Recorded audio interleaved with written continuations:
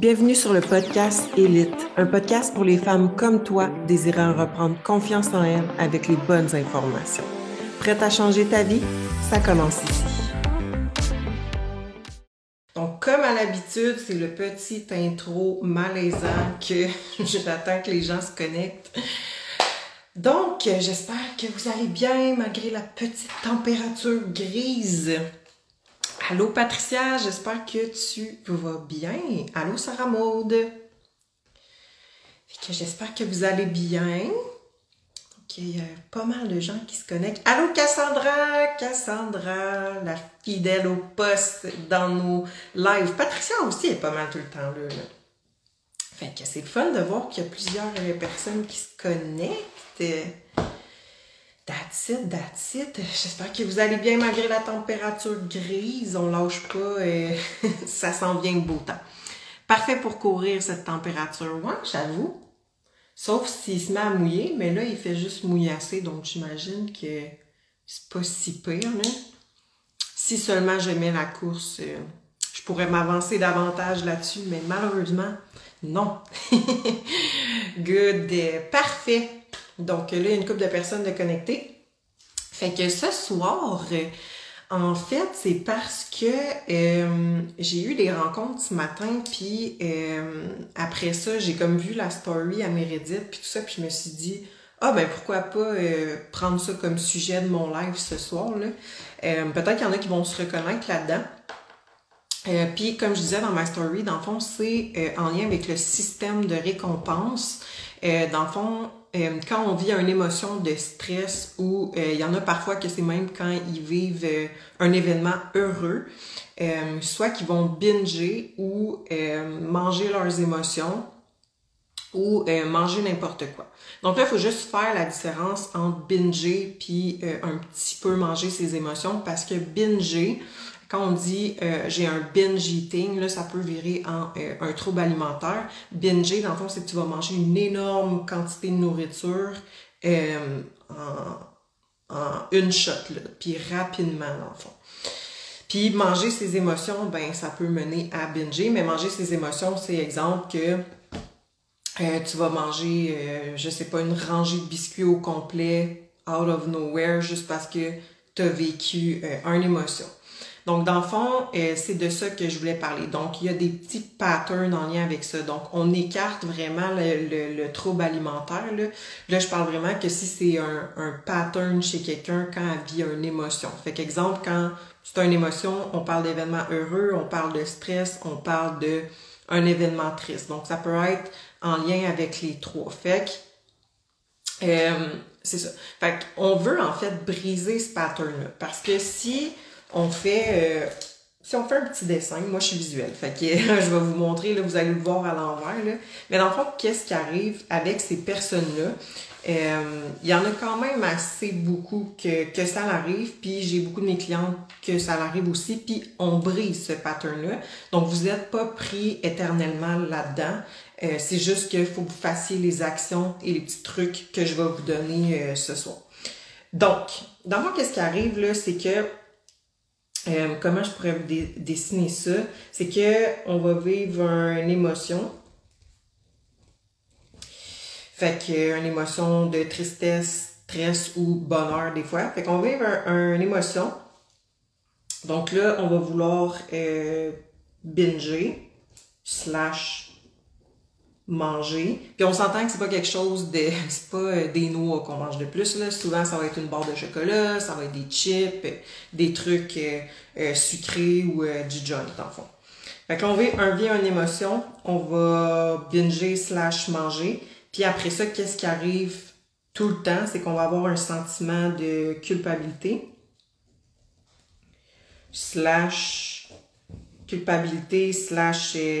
on se sent pas bien, là, des remords, comme « Ah, je suis pas bonne, est-ce que je suis conne? » Fait que vraiment des remords. Fait qu'on se sent pas bien. Fait qu'il y a un sentiment désagréable, c'est le même qu'on va l'appeler. Fait qu'un sentiment désagréable. Bon, fait que là, on tombe dans une espèce de boucle comme ça. Fait que dans le fond, on a notre émotion. Là, on va venir vouloir binger / manger de la junk. puis on va vivre après ça un sentiment désagréable / la culpabilité. Fait que là, on se tourne tout le temps, on se trouve dans ce cercle-là quand ça nous arrive, puis il y en a pour qui ça peut perdurer pendant quelques jours, voire une semaine. Fait que ce qu'on veut, c'est de briser ce pattern-là. On va faire un gros X dessus, là. Fait qu'on veut briser ce pattern-là. Fait que comment qu'on fait pour briser ce pattern-là? En fait, c'est que on veut, puisque le fait de manger puis de binger, ça va apporter sur le coup un sentiment agréable, mais par la suite apporter un sentiment désagréable, on veut faire l'inverse. On veut emmener un sentiment désagréable pour par la suite avoir un sentiment agréable. Donc, on va associer plutôt le binge à un sentiment désagréable. Parce que là, pour l'instant, les personnes pour qui sont pris dans cette boucle-là, ben binger, sur le coup, ça amène un sentiment agréable, ça les déstresse, mais par la suite, whoop, là, on embarque dans la culpabilité. Fait que là, on veut faire l'inverse. On veut que quand on pense à binger, tout de suite, elle sente dans un sentiment désagréable pour par la suite avoir un sentiment qui est agréable, un sentiment qu'elle se sent bien. Fait que là, comment qu'on fait ça? Premièrement, point 1, je me suis écrit des points. Le point 1, c'est vraiment d'en être consciente. Parce que si tu n'en es pas consciente, ben, ça va pas bien. Fait que la première chose, c'est d'en prendre conscience. Puis souvent, les filles vont en prendre conscience la plupart du temps, quand ils se mettent à avoir un suivi avec un coach, naturopathe, diététiste, en tout cas, j'ai tout le temps misère à dire, peu importe, ou qu'ils achètent, par exemple, un plan alimentaire sur Internet, puis là, ils le font, puis là, whoop, un moment donné, ils tombent là-dedans, puis tout ça. Fait que souvent, c'est là qu'ils vont s'en rendre compte. Donc, la première étape, c'est vraiment d'être consciente que tu as tendance à manger tes émotions quand ça arrive. Puis, donc, dans le fond, c'est que là, puisque je viens de dire qu'on veut inverser le système de récompense, parce que ça aussi, c'est beaucoup dans le cerveau. Puis là, il faut faire attention. Parce que des binges, ça peut être aussi en lien avec la glycémie. Donc, c'est sûr que s'il y a quelqu'un qui a des problèmes d'hypoglycémie, d'hyperglycémie, tout ça, ben c'est sûr qu'elle va avoir souvent des binges puis tout ça. Fait qu'il faut juste démystifier avant, ok, tu binges, c'est-tu vraiment émotif ou tu binges sans nécessairement vivre d'émotion, là, on va checker plus côté glycémie, structure alimentaire, tout ça. Bon, fait que là, on reste vraiment, on écarte la possibilité de glycémie, là, on reste dans l'option de émotion. Fait que là, pour inverser notre cercle qu'on a, dans le fond, pour le briser, on va inverser le système de récompense à nous, dans notre cerveau, dans le fond. Donc, comment qu'on va inverser ça? Ça va être en faisant des choses inconfortables. Donc, supposons que là, quand tu vis une émotion, tu as le goût de binger. Ben, avant de binger, dès que tu vis une émotion, puis t'es comme, ah, fuck, là, je vais aller dans le frigidaire, genre, ou dans le frigo, manger n'importe quoi. Bon. Faut pas faire ça. Fait que là, ce que tu vas faire, c'est quelque chose qui te rend inconfortable. Donc, est-ce que c'est de faire 20 push-ups? Est-ce que c'est de faire 5 minutes de jumping jack? Est-ce que c'est d'aller prendre une douche froide? Peu importe, n'importe quoi que tu détestes faire, tu vas aller le faire à la place. Fait que là, ça dépend t'es où quand ça t'arrive, mais la plupart du temps, ça nous arrive à la maison. Donc, souvent au travail, on n'a pas nécessairement accès à de la bouffe, peut-être pour les serveuses, mais souvent, elles sont tellement dans le jus que peuvent pas vraiment comme manger n'importe quoi sur le coup, ça va tout le temps être après. Fait que souvent, on est à la maison dans ce moment-là. Fait que c'est vraiment de trouver quelque chose que tu détestes faire pour avoir tout de suite le sentiment désagréable. Fait que comme je vous ai dit, souvent on binge, on se sent bien sur le coup, that's it, ça baisse le stress. Là, 1 heure plus tard, 2 heures, whoop, là, on embarque dans les remords. Mais on veut les remords avant le binge qui va nous empêcher de binger. Puis souvent, ça va être avec l'activité physique. Pourquoi?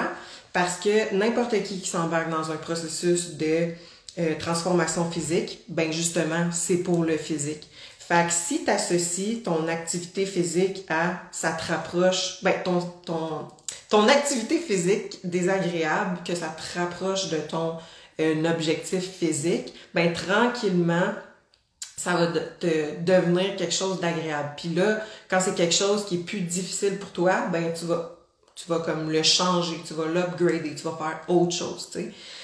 Parce que j'ai des clientes, là, puis tu sais, c'est pas nécessairement quand tu vas avoir un sentiment que tu as le goût de binger, que tu vas faire le truc désagréable. Ça va être aussi dans ta routine daily à déjà te carburer à faire des choses désagréables que tu n'aimes pas nécessairement. Fait qu'exemple, j'ai des clientes que ils se lèvent le matin, première chose, je m'en vais prendre un café tout de suite. Bon, ben là, on va te faire quelque chose de désagréable, d'inconfortable que t'aimes pas. Puis, fait que, tu sais, ça peut être juste, dans ce cas-là, mettons, tu bois ton 500 ml d'eau avant de prendre ton premier café. Fait que là, elle fait quelque chose qui n'est pas confortable de faire, mais qu'elle sait que ça va avoir un impact positif. Donc, elle vient faire quelque chose qu'elle n'est pas habituée de faire. Il y en a que ça va être, tu prends une douche froide le matin. Tu te lèves, tu fais le maximum de squats que tu peux. Fait que c'est vraiment de pas attendre nécessairement que vous ayez une émotion qui va vous faire vivre un binge, mais c'est daily dans votre routine d'en intégrer un. Puis en plus, quand vous vivez une émotion qui veut vous faire binger, vous en intégrez un aussi. Fait que ça serait exemple, comme je viens de dire, si tu es habitué de te lever le matin puis aller direct prendre un café, bon, ben là, on va boire 500 ml d'eau, puis après, tu vas pouvoir prendre ton café. Fait que sentiment désagréable sur le coup pour un sentiment agréable après. Puis là, si à un moment donné, tu vis une émotion, tu vas faire, exemple, si dès que tu te rends consciente que tu as le goût de binger parce que, exemple, tu es triste, bon, ben là, tu vas faire 20 push-ups pour un sentiment désagréable sur le coup, mais un sentiment agréable après. Fait que, vu que tu vis déjà ton sentiment désagréable, tu n'auras pas le goût de binger après. Fait que c'est juste d'en prendre conscience, mais il faut le faire. Parce que c'est sûr que si tu le fais pendant une semaine, ça ne servira à rien. C'est vraiment sur le long terme pour que on change le thought process dans le fond. Donc, qu'on change ta switch dans ton cerveau. Puis c'est comme n'importe quoi, ça ne change pas tout de suite sur le coup, tu sais. Fait que c'est ça. J'espère que c'est pas trop mélangeant comment que je l'explique, mais c'est vraiment de renverser la roue pour briser le cercle dans lequel qu'on est. Puis ça va être vraiment au fil des semaines, au fil des mois, puis tout ça, que à force de faire des choses désagréables sur le coup qui vont vous emmener le sentiment agréable après. Fait que binger sera plus dans vos options pour vous faire sentir bien parce que vous allez penser à binger, ben ça va vous emmener tout de suite un sentiment désagréable. Donc, on le veut sur le coup au lieu de après. Puis tu sais, l'affaire, c'est que quand on mastique, ça nous met dans un mode parasympathique, dans le fond, donc ça vient diminuer le stress. Donc, c'est pour ça aussi qu'il y en a qui veulent manger quand ils sont stressés.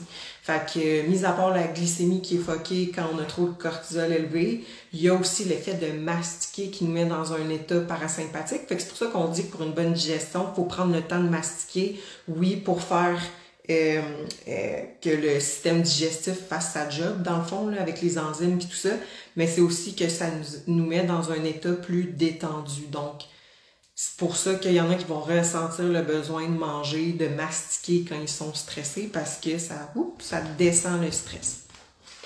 Fait que, tu sais, avec des clientes, je le vois souvent, là, j'ai faim, mais c'est parce qu'elle mange en 10 minutes son repas. Fait que des fois, on double, on triple son temps à manger son repas, puis la faim se stabilise sans qu'on aille changer quoi que ce soit. Là. Donc, puis des fois, c'est juste parce que là, j'embarque dans l'appétit, je change complètement de sujet. Mais ça peut être en lien aussi avec le binge, tu sais. Si t'es pas capable de gérer ta faim puis tout ça, mais que la structure semble bien puis tout ça, des fois, c'est juste parce que t'as soif. Fait que c'est pas nécessairement parce que t'as faim. Donc, il y a eu des études là-dessus, là, que je me souviens plus c'est quoi la quantité d'eau qu'ils avaient étudiée sur 2 groupes différents, mais c'était quand même une bonne quantité d'eau, là, peut-être un 500 ml environ, quelque chose comme ça. Ils ont pris les 2 groupes, puis les gens qui buvaient une bonne quantité d'eau juste avant un repas, ils étaient là, plusieurs heures avant de ressentir la faim, puis ils ont fait l'inverse, un groupe dans le fond il était comme un peu... pas déshydraté, là, mais qui avait pas bu autant d'eau avant un repas, tout ça, ben que dans l'heure suivante, il avait déjà faim. Là. Fait que c'est assez pertinent à savoir. Donc, des fois, c'est pas que t'as faim, c'est juste que t'es déshydraté. Puis, je le vois tout le temps avec mes clientes, les filles qui boivent de 3 à 5 litres d'eau, c'est bien rare qu'ils ont des problèmes d'appétit, sauf si on est en cote puis en gros déficit calorique, là oui, mais si on est juste en maintien, tout ça, jamais je vois ça avec une fille qui boit 3, 4, 5 litres d'eau par jour, mais tandis qu'une fille qui en boit 1,5, 2 litres, ça revient assez souvent, puis juste le fait de mettre des verres d'eau avant qu'elle mange, ça stabilise, tu sais. Fait que des fois, c'est juste tellement simple comme ça, mais là, des fois, on embarque dans des patterns un peu plus complexes en lien avec les hormones puis l'appétit, dans le fond, là.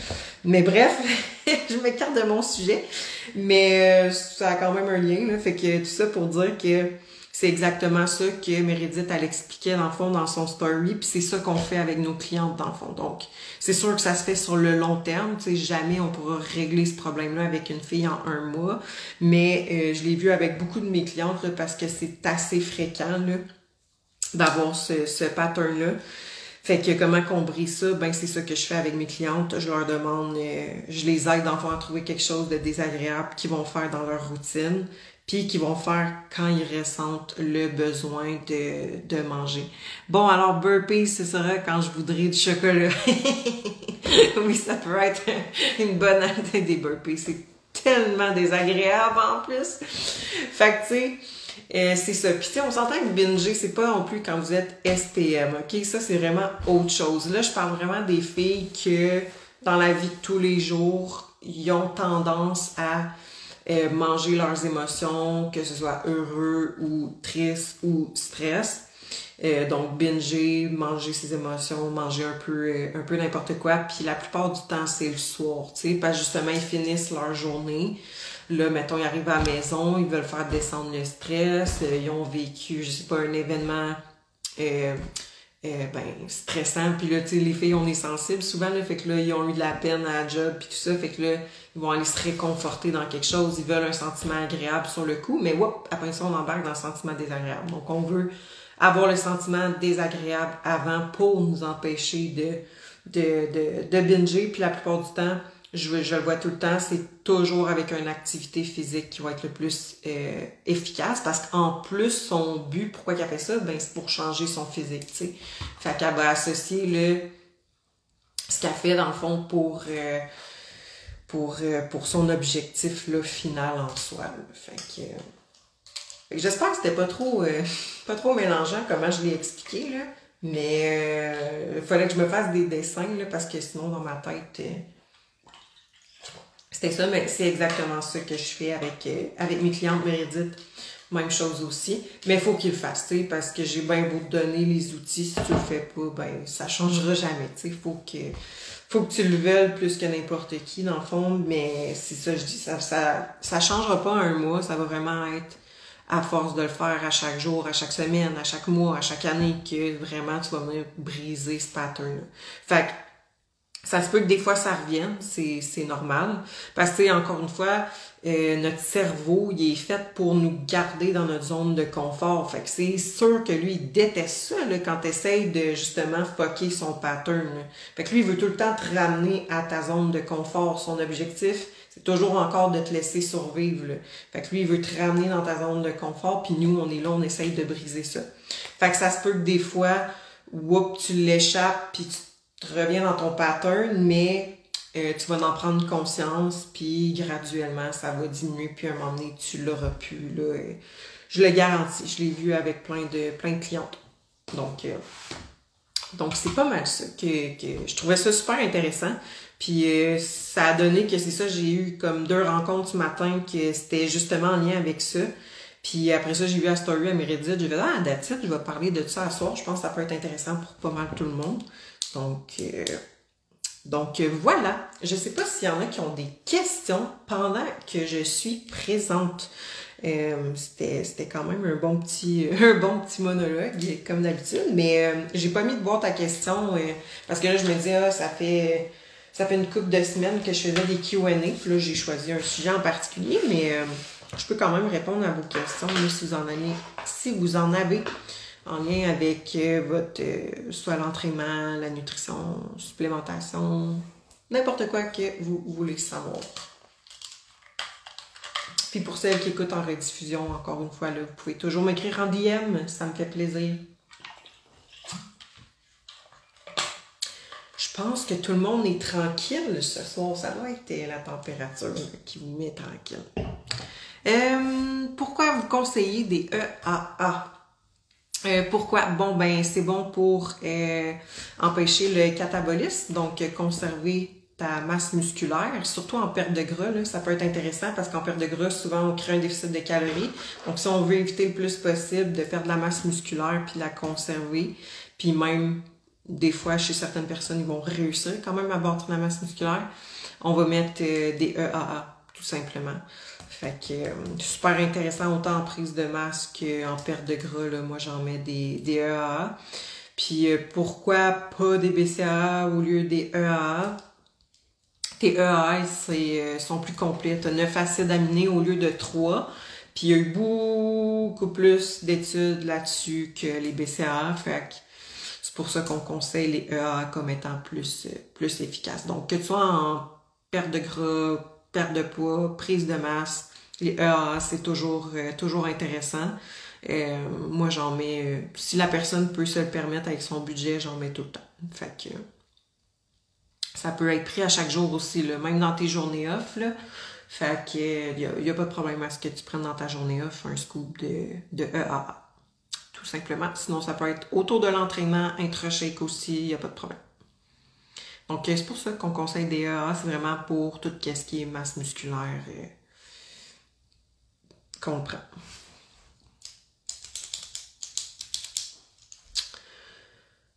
Fait que that's it. Je pense que... Ah, as-tu une marque en particulier à conseiller? Oui. Si tu y vas avec le goût, ceux de Believe sont tous bons, puis ils en ont énormément de saveurs, là, ça n'a pas de sens. Là, en ce moment, j'ai Orange Tropical, c'est super bon. Sinon, t'as tout le temps ceux de ATP, mais ils goûtent vraiment pas sucré. Donc, les personnes qui aiment pas le goût trop prononcé du sucralose, dirige-toi vers le ATP, là, étant donné que c'est sucré au stevia, ça goûte pratiquement pas beaucoup, c'est très léger, là. Fait que, puis c'est une excellente qualité, fait que moi, pour ma part, c'est Believe ou ATP.